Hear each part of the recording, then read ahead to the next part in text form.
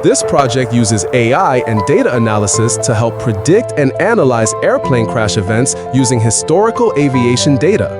Analyzing flight accident data is complex and typically requires domain expertise.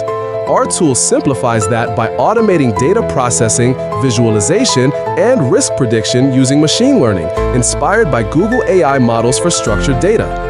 We built a modular system using an agent engine approach where each part of the pipeline is managed by its own intelligent component.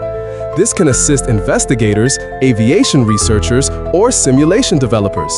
Here's our GitHub repository where the full project is hosted, including support for large files using Git LFS.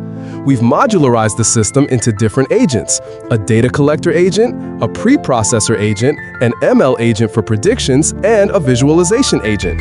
This runs our end-to-end pipeline, reading aviation datasets, merging, pre-processing, and predicting crash risks. For example, we analyze crew data and event types, then generate visual insights using Matplotlib. Here's an output showing crash incident trends by aircraft type or state.